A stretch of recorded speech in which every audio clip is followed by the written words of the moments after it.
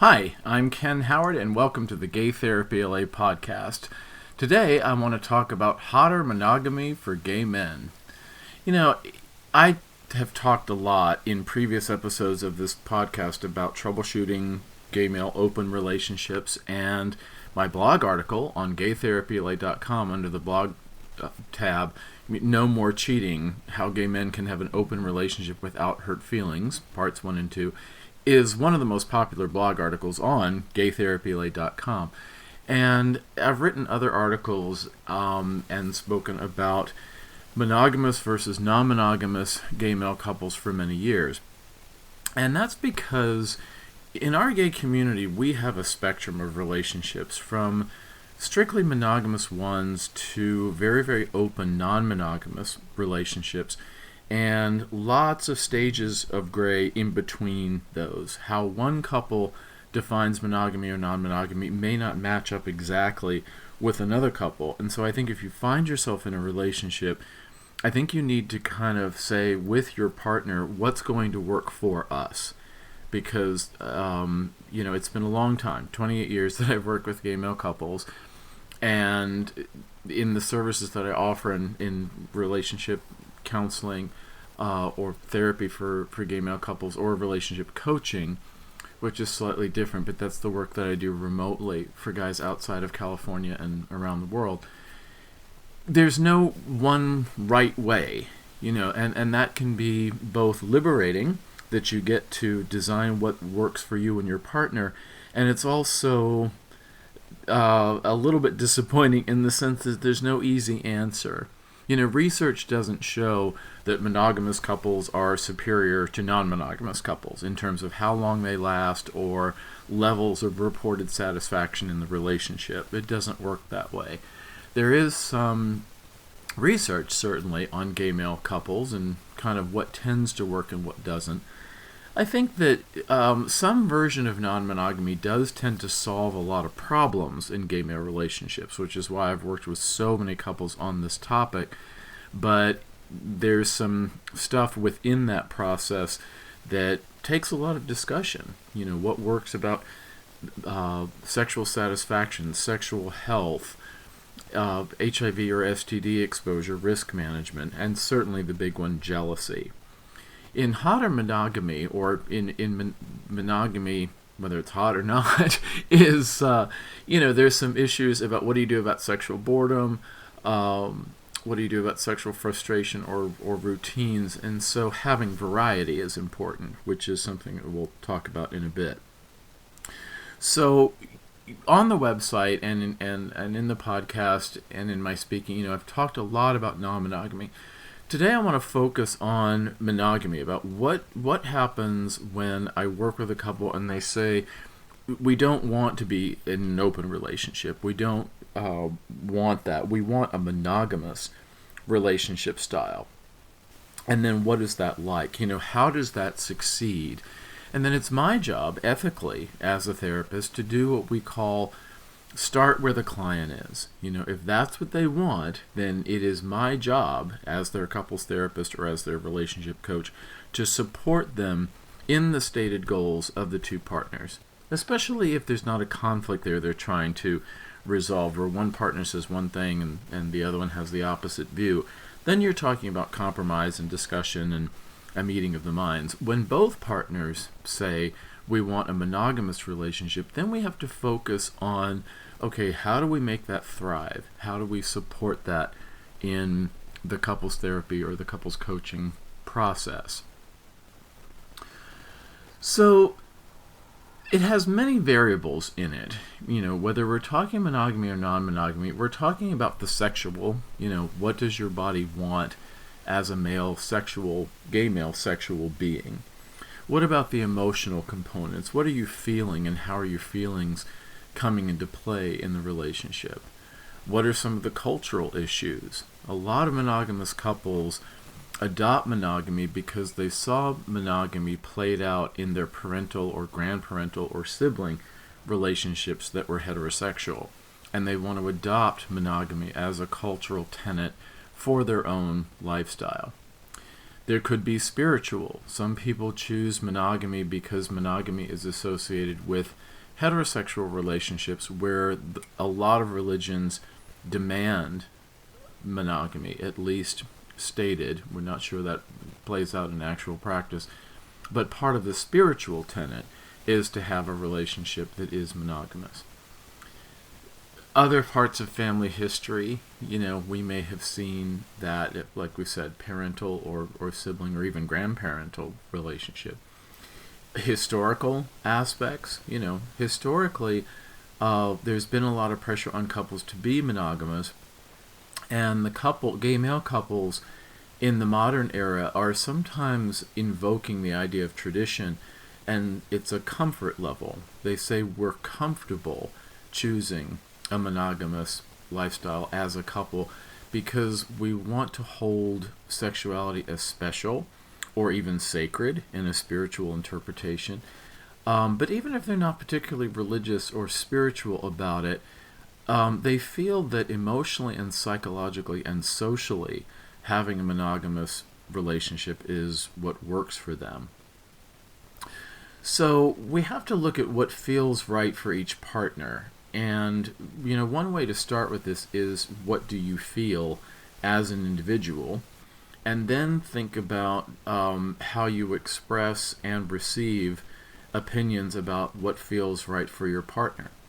So if both of you say, maybe even for different reasons, that you want to choose a monogamous relationship style, then that's what we do. So when you're in a monogamous relationship, one thing I think that is one of several tenets that we can kind of discuss is that the pressure is really on. That's because each partner is putting all their sexual eggs in one basket, so to speak. And if you are the sole and exclusive partner to your partner or spouse, you're the sole and exclusive sex partner, you better be damn good at it. Or your partner will be frustrated and will want to seek sex elsewhere, even if he doesn't actually do it. So monogamy actually means having to become more of a sport and try things you might not initially want to try. And this goes for your partner too, because you don't get sexual variety through other partners outside of the relationship. So that means that experimentation in sex, trying different activities, different kinds of behaviors, sexual roles. I even think about the vanilla versus kink spectrum. You kind of have to go into a monogamous relationship saying that, for better or for worse, this person's body, their ethnicity, their height, their build, their physiological makeup is what you're committing to. And of course, we also have to consider, and maybe this is a different topic for another episode, monogamy is not the same thing as celibacy. When you're choosing monogamy, that means sex with one partner. That does not mean sex with no partners. So if you have a monogamous relationship and no sex is going on between you, then you might be candidates for sex therapy, which is what I also provide. I do individual therapy, I do couples therapy, but I'm in the process now of becoming certified as a certified sex therapist, and I already do a good amount of very specifically sex therapy, such as troubleshooting sexual dysfunction or sexual dynamics in a gay male couple. And one of those is addressing the frequency or the type of sex that the couple's having, and at least one partner has a complaint about it or an expression of dissatisfaction or unhappiness. So when we talk about monogamy, we kind of assume that there's sex going on in the relationship. We're not talking about sexless marriages or partnerships or issues where there's no sex going on at all. Monogamy means mono, one partner, as opposed to polygamy, which would be technically, polygamy I think means more than one spouse, as opposed to polyamory. Think of the word amor, that's amore, which means multiple loves. So the dilemma about monogamy versus non-monogamy is that research shows that about half of gay male couples are stated to be monogamous and half are non-monogamous, at least in some way. And I think that statistic more recently has gone a little bit more in terms of non-monogamy, with later generations. Some of this research goes back to the 70s or earlier. That's a whole different generation. And as we said, no one style of relationship has been demonstrated to be superior in terms of levels of reported satisfaction or the duration of the relationship, despite a thought or a notion that some people have that monogamous relationships are automatically more satisfying or more enduring in longevity. So there is no perfect solution, and this is why there's a lot of work for gay and straight therapists who work with gay male couples and all couples, because there is no one perfect solution. So we need to look at the dynamics in a gay relationship about sexuality and what frustrates you and what satisfies you, what turns you on, what turns you off, what's going well, what's not going well. So some couples can be a bit sexually frustrated by a lack of variety, but they are satisfied that maintaining a monogamous relationship preserves a sense of intimacy that makes the relationship feel special. Others are frustrated that their partners alone can't fulfill all of their sexual desires, so they have outside sex, but they are satisfied about the emotional and the domestic aspects of their relationship. In those relationships, it's a fidelity of the heart, not a fidelity of the genitals. So one question to ask of yourselves, each partner in the relationship, is what satisfies me versus what frustrates me. The idea is to create a relationship where satisfaction is maximized on 4 levels, as we've talked about in other episodes. The emotional level, which is love and commitment and comfort, even I think a sense of fun or a sense of familiarity and safety, a lot of emotional goodwill. The physical, everything from casual affection to your sex life. The domestic, which is making a home together day to day. And the 4th category I'll call managing the other, which means how you're each handling flirtations, intrusions by others, fantasies that you have, and jealousies. And one of the biggest complaints about monogamy is that guys, straight and gay, tend to be biologically kind of programmed for liking variety. What men tend to crave is something called novel stimulation, which means that sex over time can inevitably feel boring to one or both partners. And the way around this can be having 3 ways, 4 ways, group play, or just opening the relationship for each partner to play one-on-one. But for the couples who aren't comfortable doing that, then the novel stimulation factor has to be generated between themselves as a closed system between the 2 partners. So let me give you some examples of this. For example, you could kind of mix it up sexually by varying any aspect of sex. So the location, the time of day, the level of lighting, playing with top-bottom roles, incorporating games, sexual games, role-playing, costumes or what you're wearing, verbalizations, toys, and certainly positions. There is a gay Kama Sutra book available that just gives you all kinds of variety in terms of the positions in which gay men can have sex. You can also mix it up by appearance. If you're normally Mr. Preppy, how would your partner respond if he came home to find you in leather or latex gear? Or if he's Mr. Studious, would you find it hot if he came into the bedroom wearing a baseball uniform? So to get that sense of novel stimulation, you have to be creative and try to achieve those moments however you can that provoke your partner into saying, okay, that's really hot. That's new. That smile that comes across his face when he says that means that you've achieved your aim. You want to go for that twinkle in his eye or that smile or other physiological responses like getting hard. And that kind of happiness in your sex life can help both your levels of satisfaction and the long-term duration of your relationship. And if you're too shy to say what you want or what you fantasize about regarding sex with your partner, write it down and have him do the same. Then exchange your lists. And the activities on the list don't even have to be spoken, but your partner will know that you would really love it if you would blank his blank, and then you fill in your own blanks.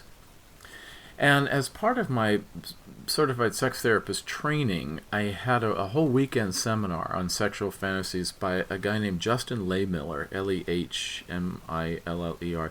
And Justin Lehmiller wrote a book called Tell Me What You Want, which is about a study of about 4,000 Americans, gay, straight, all genders, a lot of variety, about their sexual fantasies. And some of the many great takeaway conclusions from that book talked about how partners who share their sexual fantasies with their partner tend to have good relationships, that identifying your fantasies and talking about them and sharing them and acting on them is associated with the partners reporting that relationship as satisfying. He could say that better than me, but you kind of get the idea. So fantasies are a good thing in sexual relationships, and they give you that novel stimulation. So you could also alter your environment. You know, is sex hurried when you both have to get to bed on a weeknight and be up for a morning staff meeting at work? Or, you know, try setting aside time when you're not rushed. Maybe you can have candlelight in the bedroom, or burn incense. Toys can spice things up, or exploring BDSM play. And when we talk about BDSM play, which I do in another article called Fear No Leather, it's on gaytherapyla.com, is about exploring BDSM play. And my talks with people in the BDSM community have involved how monogamy can sometimes support the exploration of your sexual play. So if you have a strong sense of, first of all, safety, it's not with a stranger, and familiarity and comfort and intimacy with a partner, then you might have the kind of trust that more intense kind of BDSM play can mean, like master and slave, or dominant and submissive, because you know that, you know, there isn't any kind of sexual danger, like hooking up with a stranger, which is kind of a thing. You know, hooking up sometimes, you know, I mean, it's a minority of the time, but it's still a thing about, you know, sexual safety, about going home with a stranger. And one of the things that monogamous couples sometimes talk about is how when you have that profound sense of familiarity and trust, it can create the freedom to let yourself go sexually and know that you're going to be okay, because you know this person, this is your partner, and this is your home. And then it frees you up to explore anything that you want, whether it's bondage or fisting or some kind of role play. You still have to use some of the devices of BDSM play, like maybe a safe word that indicates when, you know, something gets uncomfortable or you've had enough. But that's one of the advantages of a monogamous partner, is that, as the song said, your body is wonderland. And so you explore it in these ways that are deeper because they're limited to this one partner. So you could also alter your environment by the music that's playing in the background. You know, the classic song to have sex to is Bolero, or Berlin, Take My Breath Away. That's, you know, I'm a child of the 80s, so that's just one of them. But you can also do an exercise of exchanging a written list with your partner that starts with, I think you are sexiest when. Like, you know, I think you are sexiest when you wear that underwear that's missing the back. I think you're sexiest when you're wearing your clothes from the gym. I think you're sexiest when you come home in your suit and tie. I think you're sexiest when you first get up in the morning and your hair's all messy. So that gives you an idea of how you're sexually appreciating your partner. And we always kind of say, you know, sexual objectification is not such a good thing, especially with women. You know, the Me Too movement and treating women like objects and all that by heterosexual men is, you know, kind of an offensive social idea. However, when we're talking about the bedroom and we're talking about your partner, we do kind of want to treat them like a piece of meat. And even though we might achieve intimacy with them, and there's a place for intimacy, certainly, and comfort, we also want to have a place for danger and unpredictability. Esther Perel, Perel, has written some great books about relationships, and she's extra good about including gay and lesbian relationships in her discussion. And she said eroticism and desire exist in the distance between two partners. And sometimes if we're monogamous and we're living together and we're, together all the time, we can become a little too close. We can become a little too symbiotic. And there isn't the sense of mystery and allure and a little bit of distance. And so we want to keep that eroticism. And so maybe a little bit of a sense of unpredictability can be exciting for a sexually monogamous gay male couple.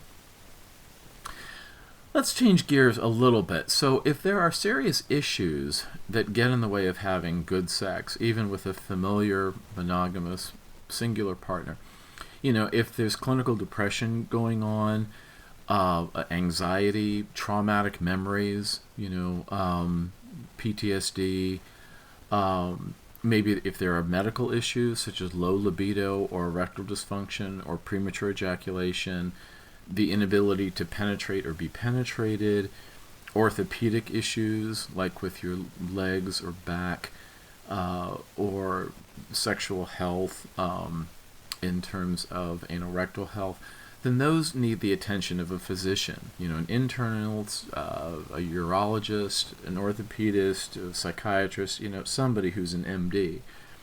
Even issues in OCD, obsessive compulsive disorder, about cleanliness or irrational fears of sexual activities can interfere with a couple's sex life. There's a blog article on gaytherapy.com about loving someone with OCD, and sometimes that can come up. That's a kind of sexual troubleshooting that would be true in a monogamous or a non-monogamous couple. And that requires a different kind of clinical attention when we look at the barriers to sexuality that are not exactly emotional, but they have to do with true psychiatric conditions like depression or anxiety or PTSD and those kind of things. So hopefully this kind of gets you thinking about some ideas to ponder about the real work helping your sex life, navigating the monogamy versus non-monogamy variables.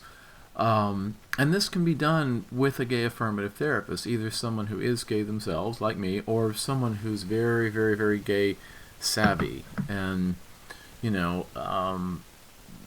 there's a lot of effective straight therapists who help gay male couples, but I think there's a little added benefit in working with a gay therapist because, we know gay issues and gay cultures 24 hours a day, 7 days a week.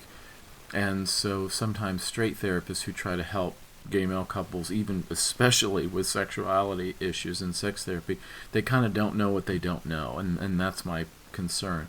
Because these things can be complex. Guys can feel very conflicted about monogamy versus non-monogamy. And like I said earlier, no matter which style you choose, you're left with the advantages and disadvantages of that style, and you don't get any of the advantages or disadvantages of the other style. So open relationships are often coping with issues about jealousy, and monogamous relationships are often coping with issues of frustration because they have sexual desires that can remain unfulfilled. So in a monogamous relationship, if you have sexual desires that are currently unfulfilled, then we have to say, okay, how can we take an approach to getting those desires fulfilled? Ideally, you would talk about them, but if talking about them makes you feel embarrassed or sheepish, especially if what you're asking for sounds kinky or unusual, then you might want to write them down. And it's experimenting. You're asking your partner to enter into a laboratory, to a space of exploration where anything goes and everything is okay to talk about. And if you experiment with something and it doesn't go well, oh well, you tried it. Maybe you try it again and it gets better the second time. Or maybe together you explore what you do and do not like, when it comes to sexual issues.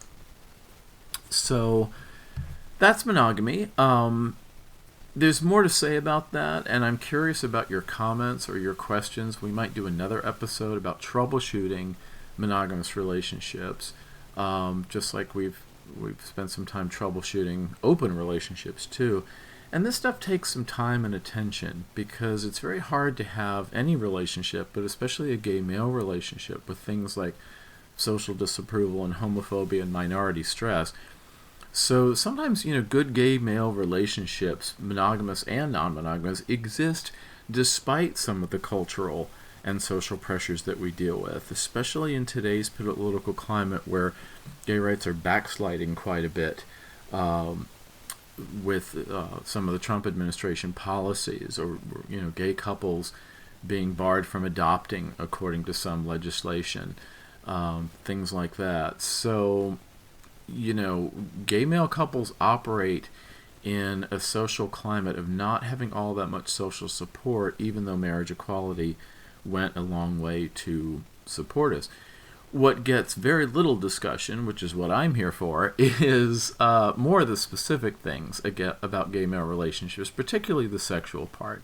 Because there's a lot of therapists and coaches who either can't or don't want to talk about these issues candidly and explicitly, and sometimes these topics need an explicit discussion in order to be resolved, in order for the gay male couple not to feel isolated and frustrated and helpless that they're not getting the help that they need. So if you as an individual or as a couple want some support on these kinds of topics, I'm here for you. There's me. I'm Ken Howard, a licensed clinical social worker in Los Angeles. I'm working either in my office in LA or on webcam or phone sessions. And then I also have associate clinicians in my office who offer slightly lower fees, but also still the gay men's specialization. So thank you for listening. Please feel free to leave comments. Reviews are nice if you're enjoying this, and spread the word about the podcast. And if you need to reach me, best way is probably to text, but you can also call 310-339-5778. So 310, area code in the United States, 310-339-5778, or email ken@gaytherapyla.com, or just go to gaytherapyla.com and a little message box will pop up, whether you like it or not, sorry. The message box will pop up and you can email me that way, and it will send me a text message, and I promise I'll get back to you as soon as I can to answer your questions about working with me. So, good luck in all aspects of relationships and dating, and I'll see you next time. Bye.